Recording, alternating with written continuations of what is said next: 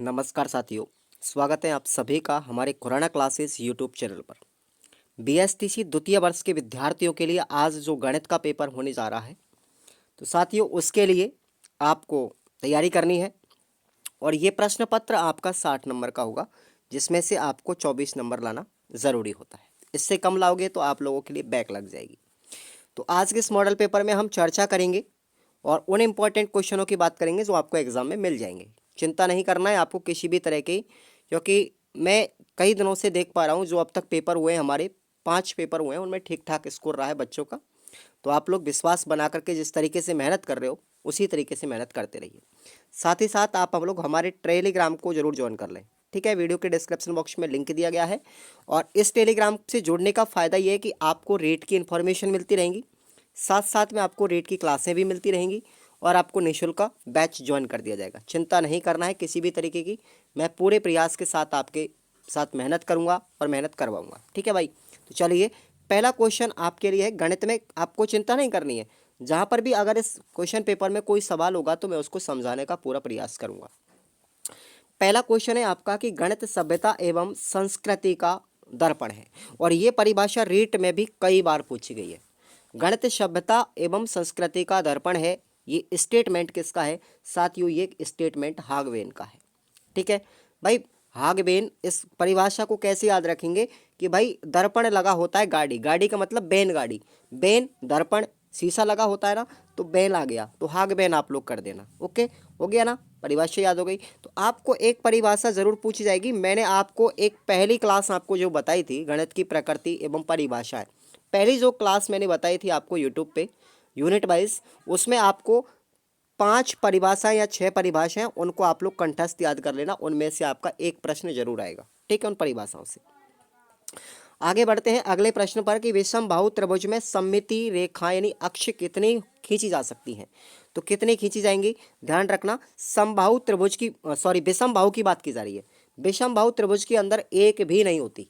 विषमबाहु त्रिभुज के अंदर शून्य होती है, शून्य अक्ष होते हैं। सममिति अक्ष की बात कर रहा है, ठीक है ना। अगर पूछा जाए समबाहु त्रिभुज में, समबाहु में कितनी होती हैं, ध्यान रखना आप लोग, 3 होते हैं, ठीक है। समबाहु में कितनी होती हैं, 3 होती हैं, जबकि विषमबाहु में कितनी होती हैं, 0, एक भी नहीं होगा, शून्य आएगा। समीकरण अपना देखेंगे एक लोग। क्वेश्चन अपना तीसरा है कि 5x + 6x + 4 = x + 44। x का मान यहाँ पर क्या होगा? तो आप लोगों को चिंता नहीं करना है। देखो कैसे सॉल्व करते हैं। यहाँ पर आपको क्या करना है, सबसे पहले इसका पक्षांतरण करना है एक पक्ष का। जिधर अपने चर राशि हैं उनको एक तरफ लाएंगे, अचर हैं उनको एक तरफ लाएंगे, ठीक है। तो देखिए आप लोग, 5 और 6 कितने हो गए, 11। 11 इधर x हो गया। उसके बाद इस वाले x को हम इधर लाएंगे तो इधर माइनस का x हो गया, बराबर 44 इधर है, और इस 4 को हम इधर लाएंगे तो -4 हो जाएगा। बताओ कितना बच गया, 10x हो गया, बराबर 40 हो गया। x का मान क्या आ गया भाई, 4 आ गया। x का मान क्या आ गया, 4 आ गया। इस तरीके से आप लोग समीकरण को सॉल्व करेंगे, ठीक है। आप सभी विद्यार्थी पढ़ के आए होंगे कक्षा 10वीं तक, ठीक है ना। बीजीय व्यंजक जो प्रश्नावली है। अगला क्वेश्चन है, निम्नलिखित में से कौन सा आकलन प्रत्यक्ष और त्वरित होता है? तो कौन सा होता है, योगात्मक आकलन होता है वैसा, जो प्रत्यक्ष भी होता है और त्वरित भी होता है। समझ में आए भाई? तो एक बार लाइक कर देना। अगला क्वेश्चन है, सममिति अक्ष किसे कहते हैं? क्या तात्पर्य है सममिति अक्ष का? तो सममिति अक्ष 2 शब्दों से मिलकर बना होता है। सम प्लस मिति। सम का अर्थ होता है बराबर यानी समान, और मिति का अर्थ होता है मापना। अर्थात ऐसी 2 आकृति जिनकी माप कैसी होती है, बराबर होती है, समान होती है, इक्वल होती है, क्या कहलाता है, सममिति आकृतियां कहलाती है। क्लियर? तो ये सममिति का मतलब हो गया। अगला क्वेश्चन है कि भाई अपवर्जी बंटन किसे कहते हैं? अपवर्जी बंटन किसे कहते हैं? तो देखो आप लोगों ने जब सांख्यिकी पढ़ी होगी, स्टैटिक्स वाली प्रश्नावली कक्षा 10 में आप लोगों ने पढ़ी होगी, तो उसमें आपको बारंबारता वाली जो प्रश्नावली है वही है ये। तो उसके अंदर क्या बनाए जाते हैं, वर्ग बनाए जाते हैं। उसमें क्या बनाए जाते हैं, वर्ग बनाए जाते हैं। तो इसमें हमारा जो वर्ग आता है इस तरीके का, ठीक है, जैसे 0 से 10, 10 से 20, 20 से 30, इस तरीके के ये जो हमारे होते हैं ना, 20 से 30, 30 से 40, ठीक है, इस तरीके के जो वर्ग होते हैं हमारे। इस प्रकार का जो बारंबारता बंटन होता है, जिसमें क्या होता है कि हमारी जो निम्न सीमा होती है, जो हमारी निम्न सीमा होती है, ठीक है, वो पहले वाले की उच्च सीमा के समान होती है। कहने का मतलब वर्गांतरण की जो उच्च सीमा है, ये वाली उच्च सीमा, प्रथम वर्ग की उच्च सीमा द्वितीय वर्ग की निम्न सीमा के समान होती है, वही क्या कहलाता है, अपवर्जी बंटन कहलाता है। समझ में आया?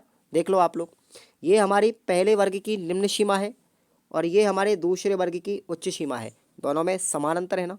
ऐसे ही आप लोग देखते जाएंगे, ठीक है। तो ये हो गया हमारा अपवर्जी बंटन।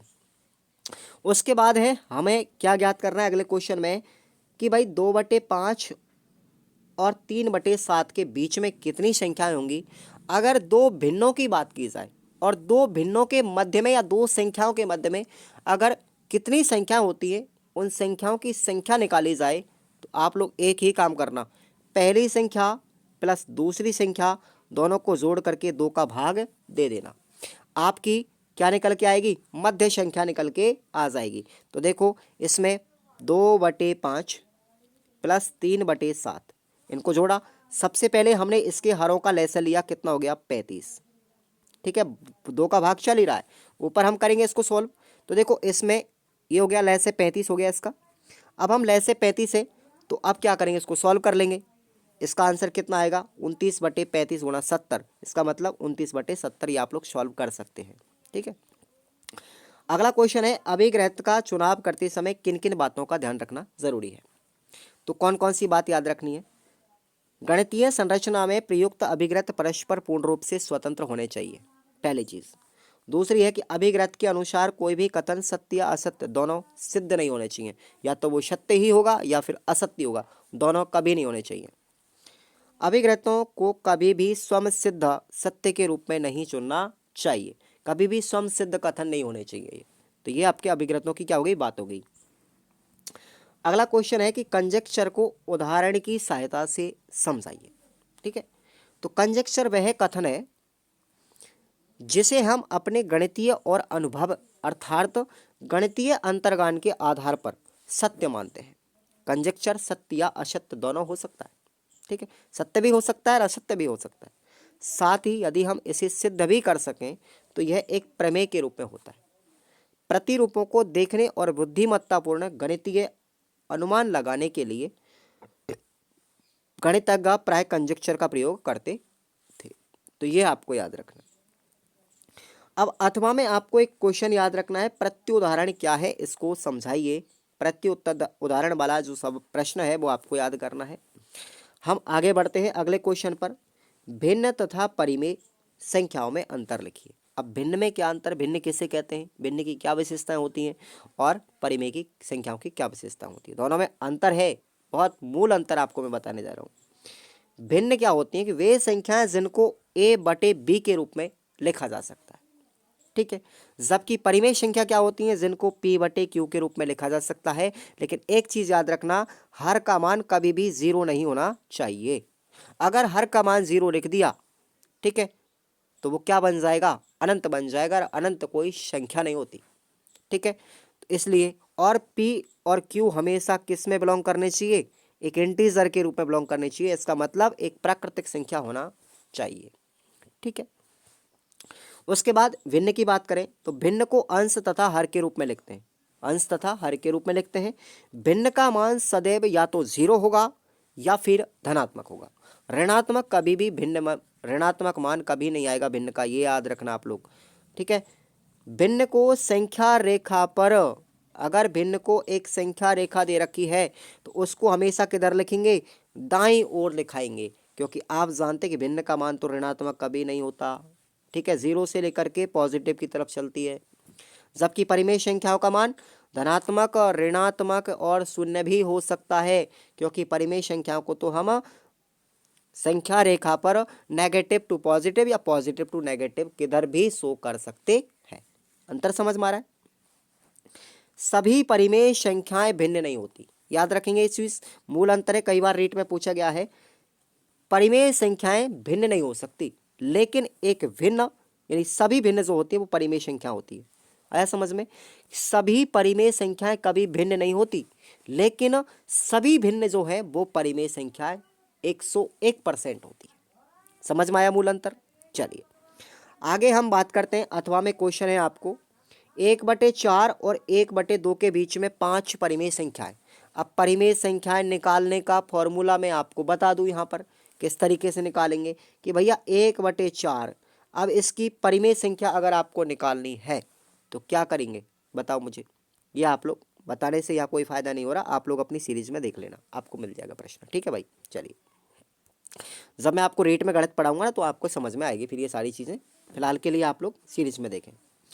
अगला क्वेश्चन है, इंपॉर्टेंट है कि वैन हिले के चिंतन के स्तरों पर टिप्पणी कीजिए। वैन हिले के कितने चिंतन के स्तर हैं बताओ मुझे। 5 चिंतन के स्तर है वैसे तो, देखिए सॉरी 4 चिंतन स्तरों पर टिप्पणी लिखेंगे। 4 स्तर है इसके।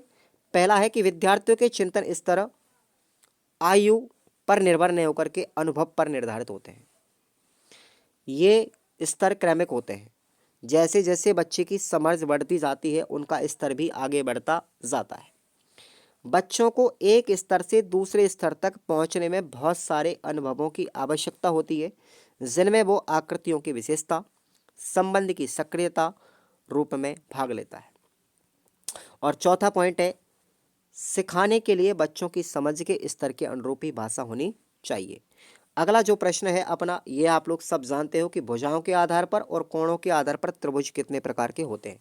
देखो भुजाओं के आधार पर हमें बता रहा हूँ आपको, जैसे समबाहु त्रिभुज, ठीक है, विषमबाहु त्रिभुज, ठीक है, समद्विबाहु त्रिभुज, ठीक है ना। ये 3 प्रकार के होते हैं भुजाओं के आधार पर, याद रख लेना। समबाहु त्रिभुज जिसकी तीनों भुजाएं बराबर होती है, विषमबाहु जिसकी तीनों भुजाएं बराबर नहीं होती, और समद्विबाहु जिसकी 2 भुजाएं बराबर होती है। अगर हम बात करें कोणों के आधार पर तो जैसे न्यून कोण त्रिभुज जिसका एक कोण कैसा होता है 90 डिग्री से कोण छोटा। दूसरा है अधिक कोण त्रिभुज जिसका कोण 90 डिग्री से बड़ा होता है। समकोण त्रिभुज जिसका एक कोण 90 डिग्री का होता है, ठीक है ना। उसी प्रकार से बहुत सारे त्रिभुज होते हैं, ये आपको याद करना है क्वेश्चन। आगे बढ़ते हैं, अब हम आते हैं हमारे बीजभंजक सवालों की तरफ। इस तरीके के सवाल अगर आपको दिए जाएं तो कैसे आप इसको सॉल्व करेंगे। जैसे 3x + 4y = 28 and 5x - 2y = 12। इसमें x और y का मान जो अननोन क्वांटिटी है उनका मान आपको निकालना है।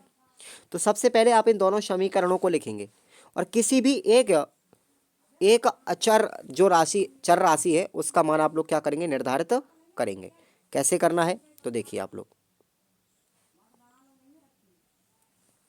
देखेंगे आप लोग। आप समीकरणों को लिखना। अब आपको करना क्या है, चाहे तो x के मान बराबर कर लो चाहे y के मान बराबर कर लो। इसमें मैंने क्या किया है भाई, y के मानों को बराबर कर दिया। जब y के मान बराबर करूंगा यहाँ पर तो देखो यहाँ पर 4y है, यहाँ पर 2y है, ठीक है। अब मैंने इस नीचे वाले समीकरण को 2 से गुना कर दिया। जैसे ही मैंने इसको 2 से गुना किया क्या ये बन गया 10x - 4y। क्या बन गया 10x - 4y बराबर 12 दूना 24, 24 बन गया। ये हो गया। फिर उसके बाद अगले जो समीकरण है ऊपर वाला फर्स्ट वाला उसको इसके नीचे लिखेंगे। अब इसको हम क्या करेंगे, विलोपन विधि से हल कर रहे हैं, ठीक है। तो देखो ऊपर माइनस नीचे प्लस, दोनों 4/4 खत्म।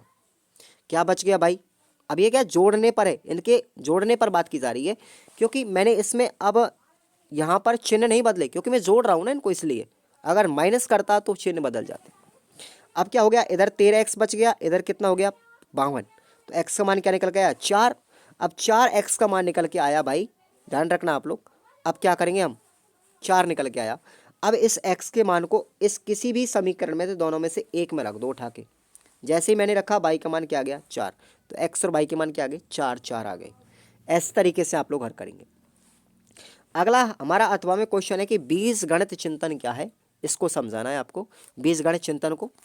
तो अगला क्वेश्चन आप लोग देखेंगे नंबर 13। प्राथमिक एवं द्वितीयक आंकड़ों को स्पष्ट करते हुए केंद्रीय प्रवृत्तियों के नाम लिखो। Very very most important question, याद रखना क्वेश्चन आएगा 101%।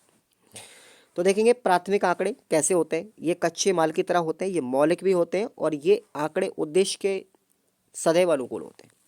और इन आंकड़े जो प्राथमिक आंकड़े हैं उनको इकट्ठा करने के लिए समय, धन और मेहनत की आवश्यकता ज़्यादा होती है, जबकि द्वितीयक आंकड़े जो हैं ये निर्मित माल की तरह होते हैं, पहले से ही इकट्ठे किए हुए होते हैं। इनको प्रयोग करने से पहले संशोधित करना आवश्यक होता है और ये आसानी से प्राप्त हो जाते हैं। अब पूछा गया केंद्रीय प्रवृत्तियों के नाम, तो आपको याद रखने 3 केंद्रीय प्रवृत्तियां होती हैं हमारी। पहली है माध्य, माध्यक और बहुलक। आपने सांख्यिकी वाली प्रश्नावली 10वीं में पढ़ी होगी अच्छे से, तो आपको याद होगा। अथवा में आपको याद रखना क्वेश्चन की प्रायिकता के गुणधर्मों का उल्लेख कीजिए। ये प्रायिकता के गुणधर्म आपको याद करने हैं। बहुत ज़्यादा सहायता मिलेगी साथियों आपको इन मॉडल पेपरों से। क्वेश्चन नंबर 14 है, सतत एवं व्यापक मूल्यांकन में गुणात्मक टिप्पणी विद्यार्थियों के किन अभिलेखों के आधार पर की जाती है? तो देखिए आंसर है आधार रेखा मूल्यांकन प्रपत्र 2। वर्कशीट पहली किस पर करेंगे? आधार रेखा मूल्यांकन प्रपत्र पर। दूसरी टिप्पणी करेंगे वर्कशीट पर। तीसरी करेंगे कक्षा कार्य एवं गृह कार्य पुस्तिका में। चौथी करेंगे साप्ताहिक समीक्षा प्रतिवेदन में। पांचवी करेंगे शिक्षक अनुभव डायरी में। छठवां करेंगे वार्षिक प्रतिवेदन, वार्षिक प्रगति प्रतिवेदन में। इन सभी अभिलेखों के आधार पर हम गुणात्मक टिप्पणी कर सकते हैं विद्यार्थियों के बारे में। अथवा में फिर आपको क्वेश्चन याद रखना है कि पोर्टफोलियो से आप क्या समझते हैं। कई बार पढ़ लिया तुमने इस चीज़ को तो भाई, कि पोर्टफोलियो क्या है और पोर्टफोलियो आकलन एक शिक्षक के लिए किस प्रकार से महत्वपूर्ण है। प्रश्न इंपॉर्टेंट है ये, तो याद करके जाएंगे आप लोग।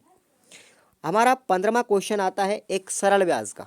ठीक है, एक सरल ब्याज का क्वेश्चन आता है कि कोई धन 50 वर्ष में, एक प्रश्न, कोई जरूरी नहीं कि यही प्रश्न आए, प्रश्न आपको कोई भी आ सकता है सरल ब्याज से, तो आप लोग याद करके जाएंगे कि कोई धन 50 वर्ष में कितने प्रतिशत सरल ब्याज की दर से 16 गुना हो जाता है। समय कितना है? 50 वर्ष है। धन कितना है? 16 गुना हो रहा है। धन कितना हो सर? 16 गुना हो रहा है। तो आपको पता होना चाहिए पूरा धन पूछा गया है, पूरा धन कितना है? 16 गुना। 16 गुना धन है तो भैया इसमें मिश्र धन है, ये 16 कितना है? मिश्र धन है। तो इसमें ब्याज कितना है? 15 है, इसलिए मूलधन क्या हो गया? 1 हो गया। अब इसमें फॉर्मूला फिट कर दो, दिक्कत क्या आ रही? आया, आपसे पूछा गया ब्याज की दर। ठीक है, तो देखूंगा आप लोग यहाँ पर आप लोग क्या करेंगे, 3 इंटू 100 बटे 12 इंटू 5। ठीक है ना, ये आपको याद रखना है। और फिर उसके बाद में 50 गुना आर इक्वल टू 100 बराबर 16 माइनस 1। भाई 16 क्या है? मूलधन है। एक क्या हमारा 16 क्या है? मिश्र धन है। और एक क्या है? मूलधन है। तो ब्याज हमारा रह जाएगा 15 आराम से। ठीक है ना, तो अब इसको यहाँ पर सॉल्व कर लेंगे और आंसर आएगा हमारा, दर आ जाएगी 30%। कितनी आएगी? 30%। इसको आप सॉल्व कर लेना अच्छे से। प्रश्न ऐसा कोई जरूरी नहीं यही आए, दूसरा भी आ सकता है। अगला क्वेश्चन है कि बीजगणित में प्रतीकों का प्रयोग किस प्रकार से किया जाता है, उदाहरण सहित समझाइए। याद रखेंगे इस क्वेश्चन को आप लोग।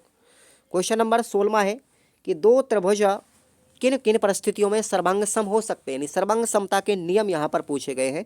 तो पहली चीज़ आपको याद रखनी है, यदि दो त्रिभुजों में एक त्रिभुज की 3 भुजाएं अगर दूसरे त्रिभुज की तीनों भुजाओं के बराबर हो जाती हैं, तब भी वो दोनों त्रिभुज क्या होंगे? सर्वांग सम होंगे। और याद रखना सर्वांग समता का जो चिन्ह होता है ये वाला होता है। क्लियर? तो अब यहाँ पर कौन सा नियम लागू हो गया? एस एस एस नियम, यानी भुजा भुजा भुजा नियम से सर्वांग सम हो जाएंगे त्रिभुज।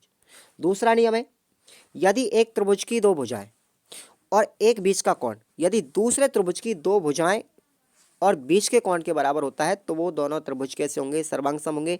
यहाँ पर कौन सा नियम लग गया? एस ए एस नियम लग गया, 2 भुजाएं और एक एंगल। ठीक है।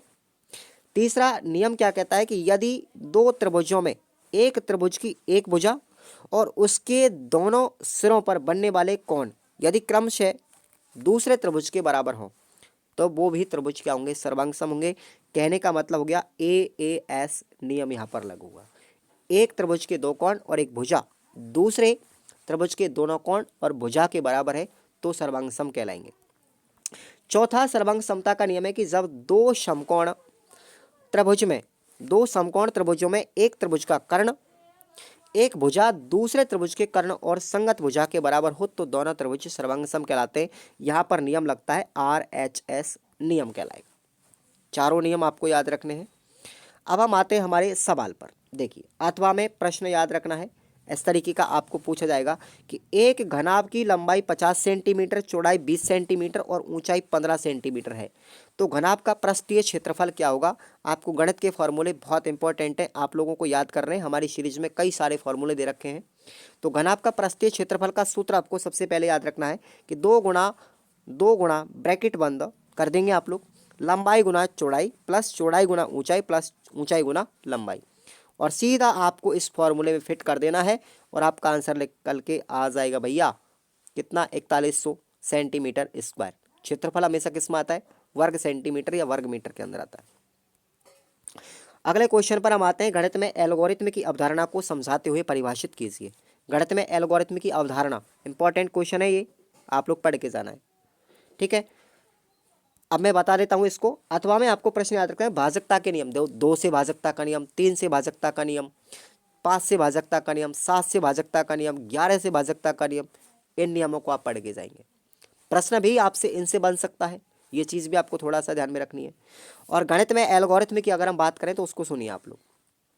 वास्तविक रूप में शब्द एल्गोरिथ्म किसी भी गणनात्मक निष्पादन को जिसमें दशमलव रूप में लिखित संख्याओं को एक नियम का समूह प्रयुक्त किया जाता है उसको इंगित करता है एल्गोरिथ्म। उस शब्द की व्युत्पत्ति अबू जैटर मोहम्मद आइबिन मूसा एट नोवेजर्मी के अंतिम नाम से उच्चारित से की गई थी। नाम बड़ा अटपटा है सब मनोवैज्ञानिक गणितज्ञ का।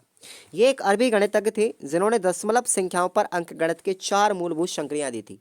पहली कौन सी दी थी? जोड़ की यानी योग की, दूसरा व्याकलन यानी बाकी की, तीसरा गुणन की गुणा की, और चौथा भाग की। ये 4 संक्रियाएं प्रतिपादित की थी, ठीक है ना। और नियमों के एक समूह का आविष्कार किया। एक एल्गोरिथ्म एक समस्या के एक हल को निरूपित करता है। यदि एक समस्या को एक वांछित परिस्थिति या वर्तमान परिस्थिति जिसमें वह है के मध्य के अंतर में परिभाषित किया जाता है तो एक समस्या समाधान एक प्रक्रिया या विधि जो वर्तमान में परिस्थिति को वांछित परिस्थिति में रूपांतरित करता है। हम प्रतिदिन इस प्रकार की तुच्छ समस्या और बिना इसके बारे में विचार किए उसको हल करते हैं। देखो भाषा शैली गणित की है तो आपको गणित में याद रखना है, रटना पड़ेगा। मैं इसमें कर भी नहीं सकता कुछ, क्योंकि भाषा शैली ही ऐसी हमारी, आपको जरा याद रखना है। नेक्स्ट हमारा, अब देखिए आप लोग एल्गोरिथ्म की परिभाषा। एक एल्गोरिथ्म, सॉरी एक मिनट, एक सेकंड रुक जाइए आप लोग। एल्गोरिथ्म की परिभाषा, एक एल्गोरिथ्म वह प्रक्रिया है जो एक संदिग्ध नियम यानी अनुदेशन का एक निश्चित समूह होता है जिसमें संक्रियाओं के निश्चित चरणों का समावेश होता है। वो एक समस्या के समाधान या समस्याओं के विशिष्ट श्रेणी के समाधान किसी भी आगत राशि के लिए उपलब्ध कराता है। दूसरे शब्दों में एक एल्गोरिथ्म एक दिए हुए समस्या का समाधान ज्ञात करने की चरणबद्ध प्रक्रिया है। गणित प्रभावशाली प्रक्रियाओं के विकास के माध्यम से जो कठिन कार्यों को सरल बना देती है, जिसे बिना किसी सोच विचार के आसानी से क्रियान्वित किया जा सकता है। एक प्रभावकारी एल्गोरिथ्म का उपयोग एक संपूर्ण समस्याओं के श्रेणी को प्रत्येक समस्या के बारे में अलग से विचार किए बिना प्रभावशाली ढंग से हल कर सकते हैं। एल्गोरिथ्म की जानकारी विद्यार्थी के गणितीय शक्ति में वृद्धि करता है तथा जो विद्यालय गणित का एक प्रमुख लक्ष्य है। भैया याद तो तुमको करना पड़ेगा भाई, किसी भी तरीके से आप लोग करो। अगला क्वेश्चन आता है हमारा कि कोणों के विभिन्न प्रकार बताइए, इसके प्रतिरूप चित्र बनाओ कि कोण कितने प्रकार के होते हैं। इसको मैं आपको बता रहा हूँ यहाँ पर। क्वेश्चन है अपना कि बिंदुओं को अंकित करने और निर्देशांकों को लिखने की विधि को एक गतिविधि के द्वारा समझाइए। इस प्रश्न को आप खुद पढ़ के जाएंगे, ठीक है। तो देखिए आप लोग, कोण के प्रकार। यदि किसी बिंदु से 2 किरणें निकले, जैसे ये बिंदु है, इससे 2 किरणें मैंने निकाली, तो अब बताओ ये बनने वाली आकृति क्या बन गई? कोण बन गई, ठीक है। अब कोण कितने प्रकार के होते हैं आप लोग सब जानते हैं। न्यून कोण, ठीक है ना, जैसे ये हमारा न्यून कोण है, 90 डिग्री से छोटा कोण न्यून कोण कहलाएगा। अधिक कोण की बात करें तो 90 डिग्री से बड़ा कोण, जैसे ये हमारे कोण है तो ये 90 डिग्री से बड़ा है, अधिक कोण कहलाएगा। उसके बाद समकोण की बात करो तो 90 डिग्री का जो कोण है समकोण कहलाएगा, ठीक है। उसके बाद सरल कोण की बात करें, ऋजु कोण को, तो ये 180 डिग्री का कोण यानी पूरी सीधी रेखा, ये क्या कहलाएगी? कोण कहलाएगी, ऋजु कोण। उसके बाद बृहत कोण की बात कर लो, ऐसा कोण जो 180 डिग्री से बड़ा किंतु 360 से छोटा, लगभग 270 के आसपास जो भी होते, ठीक है ना। तो इस तरीके से आप लोग इसको बनाएंगे। कैसे बनाएंगे? ऐसे, ये क्या बन गया? बृहत कोण। संपूरक कोण की बात करो, जब 2 कोणों का योगफल 180 डिग्री होता है, जैसे आप लोग एक सीधी रेखा है, इस पर मैंने ये कोण बनाया, तो ये कोण और ये कोण, इन दोनों का मान 180 डिग्री है, तो ये दोनों कोण x और कोण y एक दूसरे के क्या कहलाएंगे? संपूरक कोण। दोनों का योग 180 है। उसके बाद पूरक कोण की बात करें, जब 2 कोणों का योगफल 90 डिग्री होता है, तो देखिए आप लोग यहाँ पर मैं आपको बता रहा हूँ 90 डिग्री, तो देखो ये वाला कोण और ये वाला कोण, इन दोनों का योगफल कितना है, 90 डिग्री है, तो ये पूरक कोण है। ऐसे ही आसन्न कोण की बात करें तो एक ही तल में एक ही बिंदु पर जो उभयनिष्ठ रेखा पर बनने वाले जो कोण है वो कहलाएंगे अपने आसन्न कोण। और आसन्न कोण आप लोग जानते हो अच्छी तरीके से, ये वाला जो चित्र है आसन्न कोण का है। क्लियर। अब हम बात करते हैं अगला आंकड़ों के आधार पर।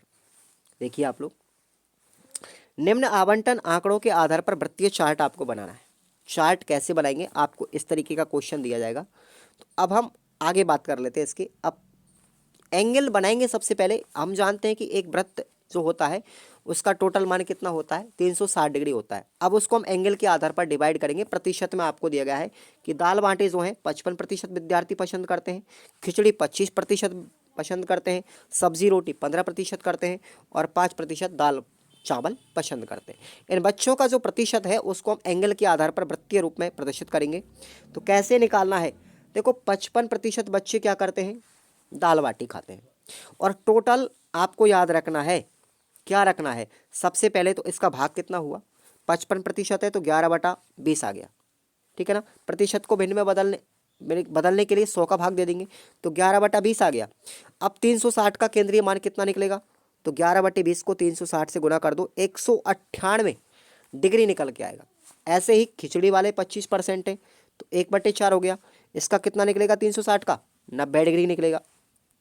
ठीक है ना। ऐसे ही दाल रोटी सब्जी कितने करते हैं, 15% पसंद, तो इसका मान कितना है, भाग 3/20। जब इसका एंगल हम निकालेंगे 360 से गुना करके तो 54 डिग्री निकलेगा। ऐसे ही दाल चावल 5% करते हैं तो 1/20 इसका भाग गया। जब हम इसको निकालेंगे 360 के दृष्टि से तो 18 डिग्री निकल के आएगा। ठीक है ना। तो आप लोग इसको वृत्तीय चार्ट के रूप में बना सकते हैं। इस तरीके से आप इसको शो करेंगे। भाई आया समझ में। तो ये हमारा वृत्तीय चार्ट है, आलेखन। अब आपको अथवा में एक क्वेश्चन और है कि दंड आलेख को समझाते हुए इनको कैसे पढ़ा जा सकता है, स्पष्ट कीजिए। क्लियर। अगला क्वेश्चन देखेंगे आप लोग। अब यहाँ पर आता है हमारा सतत व्यापक मूल्यांकन वाली यूनिट से है, मूल्यांकन से, कि आकलन की प्रक्रिया के विभिन्न पक्षों का उल्लेख कीजिए। तो आकलन की प्रक्रिया के 4 चरण होते हैं। कौन कौन से, सबसे पहले हम एक आकलन की योजना बनाएंगे। आकलन की योजना बनाने के लिए सूचनाओं को एकत्रित करेंगे, सूचनाओं का विश्लेषण करेंगे, फिर परिणामों का उपयोग करेंगे। अगर फिर भी कमी रह जाती है फिर दोबारा से योजना बनाएंगे। ये चक्र इसी तरीके से चलता रहेगा। तो आकलन की योजना, इस पक्ष में नंबर 1 पर आकलन की योजना अधिगम उद्देश्यों को ध्यान में रखकर शिक्षण योजना तैयार करनी है। सूचनाएं एकत्र करने तथा विश्लेषण की विभिन्न विधियों के बारे में भी हम निर्णय लेंगे। दूसरा काम करना है सूचनाओं का एकत्रीकरण। शिक्षक को निर्णय लेना चाहिए कि वह कैसे, क्या निर्णय लेगा, कि गतिविधि को बनाएगा, कि कैसे वो गतिविधि को बनाएगा जिससे सूचना एकत्रित हो जाए। और चयन की गई गतिविधियों में बच्चों के कार्यों को लगाने की भी पद्धति का, कार्यों में जो लगाई गई पद्धति है उसका भी चयन किया जाएगा। उसके बाद शिक्षक विद्यार्थियों का विश्लेषण कैसे करेगा, क्या क्या निर्णय लेगा कि सूचनाओं की गुणवत्ता किस प्रकार निर्धारित करनी है और मानकों का संतुलित समुचित उपयोग कैसे करना है। नंबर 4 पर क्या करेगा, परिणामों का उपयोग करेगा। तो क्या निर्णय लेगा कि परिणामों का प्रतिवेदन कैसे करेगा, परिणामों का किस प्रकार से अर्थ निकलेगा और परिणामों को किस किस के साथ साझा करेगा। ठीक है भाई। अब आपको अथवा में मैं इस यूनिट से कुछ प्रश्न बता रहा हूँ। तो देखिए आप लोग, सतत व्यापक मूल्यांकन की प्रक्रिया में कुछ चीज़ें आप लोग सब पढ़ के आए हो, जैसे स्वयं आकलन किसे कहते हैं इसके बारे में पढ़ना है, कार्यपत्रक क्या है इसके बारे में पढ़ना है, चेकलिस्ट क्या है इसके बारे में पढ़ना है, और पोर्टफोलियो क्या है। अब देखो चेकलिस्ट और पोर्टफोलियो के बारे में तो आप सब जानते होंगे, आप स्वयं आकलन और कार्यपत्रक के बारे में और पढ़ लेना। ठीक है भाई। अथवा में एक क्वेश्चन और है कि शिक्षण अधिगम प्रक्रिया की विभिन्न स्थितियों में आकलन किस प्रकार किया जाएगा, आकलन कब कब किया जाना चाहिए, इसकी भी व्याख्या आपको याद करके जानी है तो जानी है। प्रश्न में आपको देखो सबसे बड़ी चीज़ तो एक प्रश्न ही आपको बता दे, कोई बहुत अच्छी बात है, उत्तर तो फिर भी आपको पढ़ना पड़ेगा। उसके बाद है कि सतत एवं व्यापक मूल्यांकन की उपयोगिता का उल्लेख करो। ये हमारे जो प्रश्न है वो सब लास्ट वाली यूनिट के हैं, तो आप लोग सब इनको पढ़ के जरूर जाएं। तो साथियों, आज को ये मॉडल पेपर आपको कैसा लगा आप लोग मुझे कमेंट करके ज़रूर बताएंगे। धन्यवाद। सेकंड मॉडल पेपर भी आपको आने वाला है, टेलीग्राम को आप ज्वाइन कर लीजिए। धन्यवाद।